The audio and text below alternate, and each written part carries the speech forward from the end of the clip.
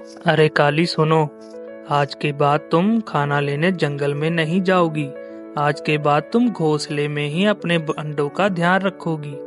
इसमें से हमारे प्यारे प्यारे बच्चे होंगे जो बाहर आएंगे। ठीक है जी, आपकी मर्जी। अरे नहीं काली, तुम यहीं अंडों के पास रहोगी और मैं खुद तुम्हारे लिए भी खाना लाया करूँगा। और जब हमारे अंडों से बच्चे बाहर आ जाएंगे तो मैं उनके लिए भी खाना लाया करूँगा। इतना कहकर कालू कौवा वहाँ से चला जाता है। जंगल में एक बहुत खतरनाक लोमड़ी रहती थी जिससे सभी पक्षी डरते थे, क्योंकि वह सभी पक्षियों के अंडों और पक्षियों को भी खा जाती थी। जब कौवा जंगल में खाना लेने जा रहा था तो बहुत तेज तूफान आया और बारिश भी शुरू हो गई। बिजली भी चमकने लगी। तेज तूफान के कारण काली कौवी डर गई और उसे कालू कौवे की चिंता होने लगी। तभी काली कौवी बोली, अभी तक कालू का घर नहीं आया, कहीं वो तूफान में फंस तो नहीं गया। सारी रात काली कौवी रोती रही।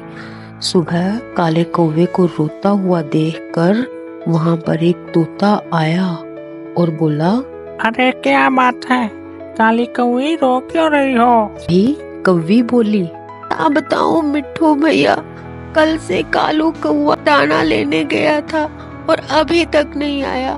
भी मिट्ठू तोता बोला, अरे काली कौवी, कल रात को जो तूफान आया था और तेज बारिश हो रही थी, उसके कारण जंगल में बहुत से पक्षी और जानवर मर गए। भगवान न करे कि कालू कौवे को कुछ हुआ हो। ही काली कौवी बोली, जी मिट्ठू भैया, मैं जाकर जंगल में देखती हूँ कि वो कहाँ है। अब काली कौवी और मिट्ठू तोता एक साथ कौवे को ढूंढने जाते हैं। तभी उन्हें जंगल में कालू कौवे का पंख गिरा हुआ दिखाई देता है। पंख देखकर काली कौवी जोर जोर से रोने लगती है। काली कौवी को रोता देखकर एक उल्लू वहां आ जाता है। बोलता है, अरे क्या हुआ काली कौवी, क्यों रो रही हो? काली कौवी रोते रोते उल्लू को सारी बात बताती है। तभी उल्लू बोलता है, अरे हाँ, कल रात को जब तेज बारिश हो रही थी तो मुझे एक कौवा नीचे गिरा हुआ दिखा तो था, पर वो नीचे गिरा और गिर के कहाँ चला गया इसके बारे में मुझे कुछ नहीं पता।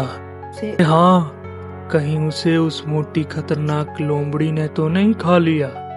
यह बात सुनकर काली कौवी जोर जोर से रोने लगती है और वे तीनों मिलकर लोमड़ी के पास जाते हैं। वो छुपकर लोमड़ी की गुफा के बाहर देखते हैं तो उन्हें गुफा के अंदर से काले कौवे की आवाज आती है।